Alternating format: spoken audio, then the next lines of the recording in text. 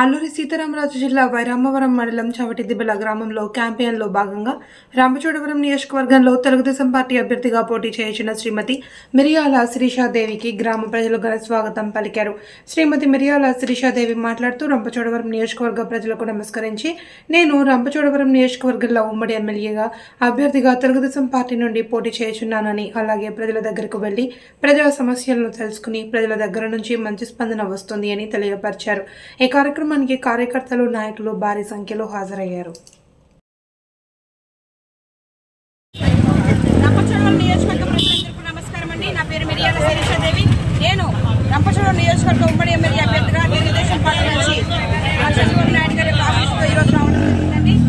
11 మండలమైనటువంటి అతిపెద్ద నియోజకవర్గం మన రంపచోడవరం నియోజకవర్గం అండి. అంత పెద్ద చంద్రబాబు నాయుడు గారి ఆఫీసులో దాన్ని నేను ఉపయోగించుకొని ప్రజలందరూ కూడా సేవ చేయాలి, నా ప్రాంతాన్ని అభివృద్ధి పరచుకోవాలి, నా ప్రాంత ప్రజలకు సంక్షేమ పథకాన్ని సమృద్ధిగా అందాలన్న ముఖ్యోదయంతో ఈరోజు పనిచేయడం జరుగుతూ ఉంది.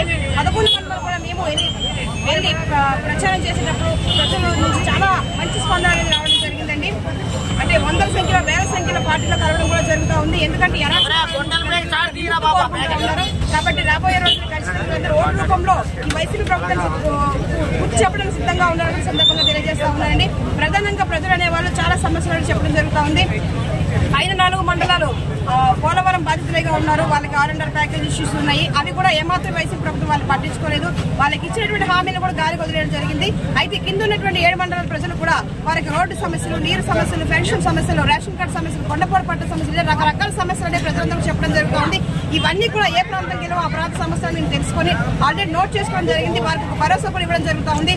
ఎలా అంటే మన తెలుగుదేశం ప్రభుత్వం, మన చంద్రబాబు నాయుడు గారు అధికారంలోకి వస్తే, అదేవిధంగా కేంద్ర ప్రభుత్వం నుంచి మోడీ గారు మన పీఎంగా వస్తే మన యొక్క సమస్యలన్నీ కూడా తీరుతాయి, మన ప్రాంతం అభివృద్ధి చెందుతుంది, మన రాష్ట్రం అభివృద్ధి చెందుతుంది. కాబట్టి రేపు రాబోయే ఎన్నికల్లో మీరందరూ కూడా తెలుగుదేశానికి, అదేవిధంగా బీజేపీ నుంచి పోటీ చేస్తున్నటువంటి కొత్తపల్లి గీతమ్మగా ఓటు వేయండి, గెలిపించండి.